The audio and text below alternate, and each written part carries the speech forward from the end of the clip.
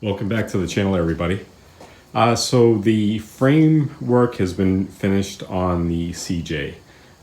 We took off all the non-essential parts, all the bolts. There's been like miscellaneous bolts and rusted bolts in areas.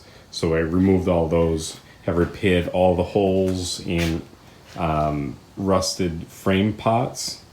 Remove the bumper and trailer hitch. I have to do a lot of work on that front bumper right there. I have to straighten it out and weld some new pieces onto it.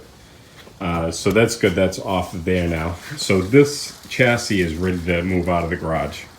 So I kind of had a change of plans. I was planning on bringing the dune buggy into the garage and start working on that frame. But I feel like a few things have happened this fall that were unexpected. The chainsaw carvings that we've done,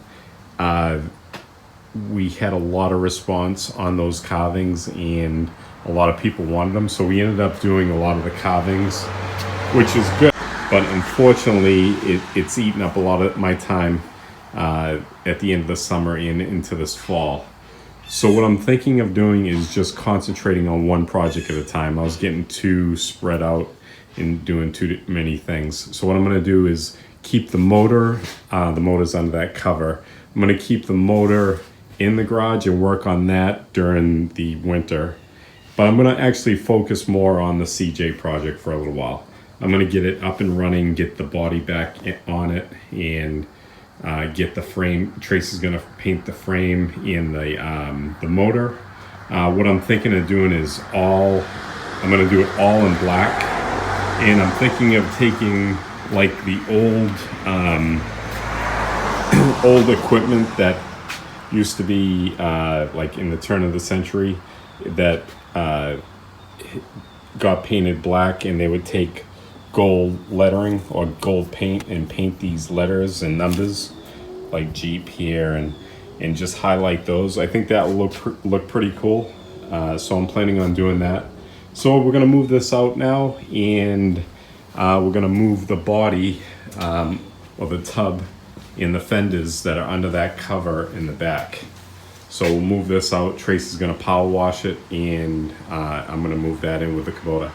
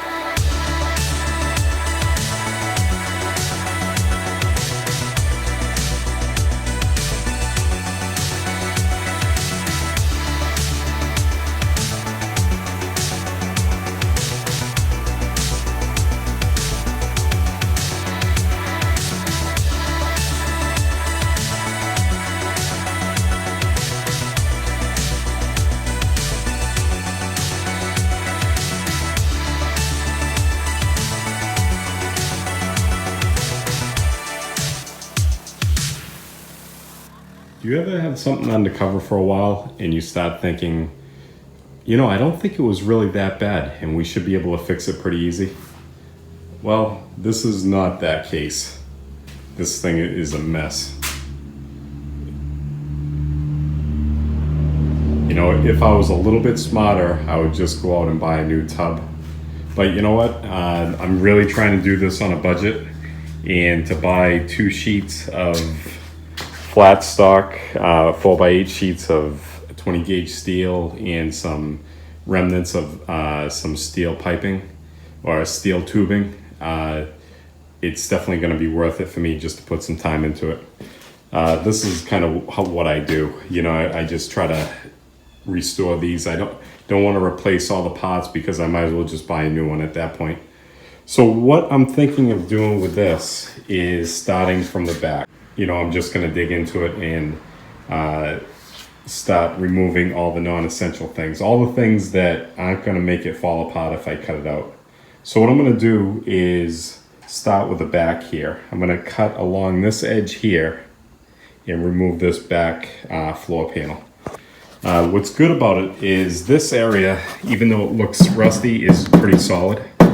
So that's a good area to attach to. And once I get that straightened out, and then I can start building on that. Then I'm gonna work on this right here. I'm gonna fabricate a piece to go across here and sister it to that side that's still good. And then I'm gonna continue it over here and tie into this good panel here. Because they try to do like a field repair and they use some angle iron and it's kind of crappy. I think this is an old sign. So yeah, that's not going to be any good, that stuff. So what I have some good 1x2 tubular square rectangle stock, and so I'm going to use that to reinforce all this bottom. And I think this won't even take 2 sheets. I think I'll have a lot of pieces left over. So I'm going to get to it. I'm going to cut this back off and see what, you know, clean up these edges and bend up some edges on some rectangle stock and fit that piece right there. So what I typically use to cut out this metal is the abrasive wheel, the 4.5-inch abrasive wheel cutoff wheels for a grinder like this. But what I'm trying now, I saw at Home Depot, is the rigid 4.5-inch metal cutting diamond blades. I've used it to cut a couple of bolts off, and it seems to work pretty good.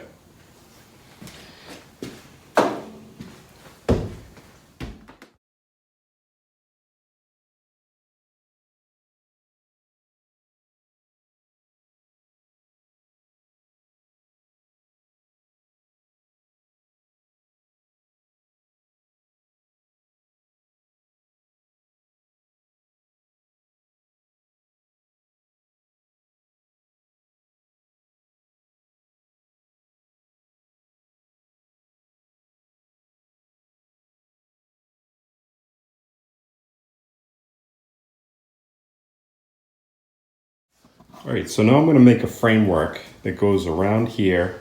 I'm going to actually make it go under this area here to support that member going across there. I'm going to do it different than what is traditionally done.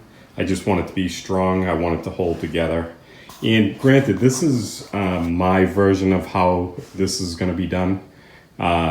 You know, I'm the only one, in me and Tracy are the only ones that are going to drive this, so we're going to make it safe, but I wouldn't, you know, do it this way on your vehicle.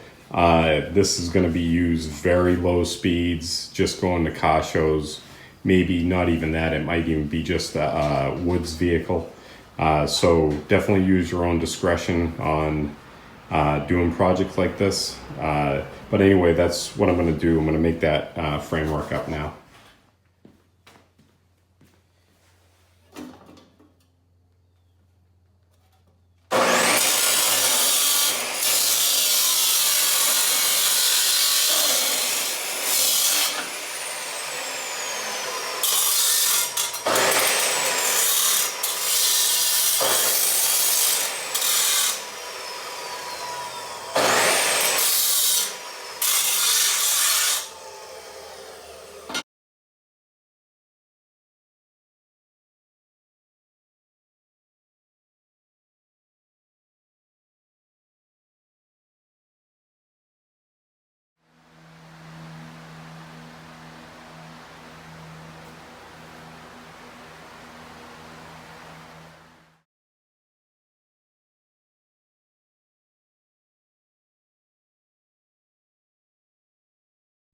All right, well, that worked out pretty well.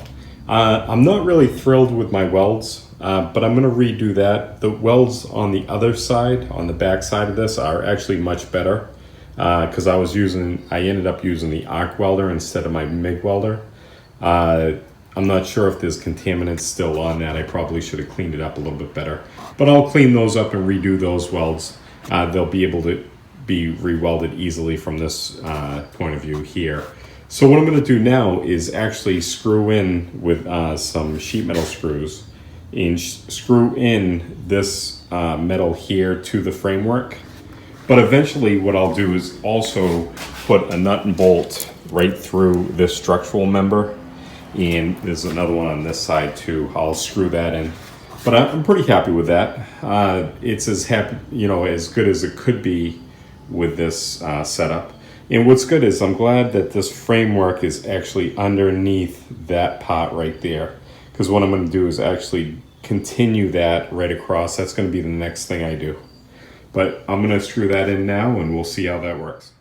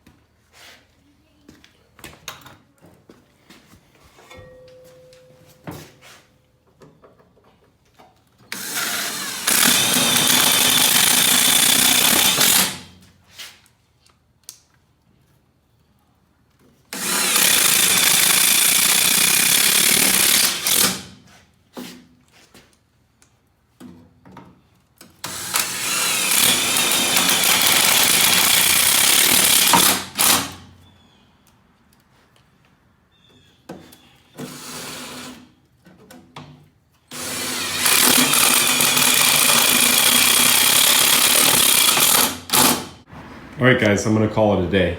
I'm pretty happy with the framework. This is really rough. I mean, couldn't really get much rougher than this, but let's see what we can do. I think we can fix it. But I am going to call it a night, and I will see you guys next week. Next week we'll continue on this. We'll probably work towards this middle structural member going across here and see if we can start building the framework for this here. Once we get the framework done, it's actually really easy. Luckily, this stuff really doesn't do much other than hold the body, which I know that means something. But this has a regular frame on it, so the real structural part of it is the chassis. This is just holding the body together, which we'll see how that goes. But you guys have a great week, and I will see you next week.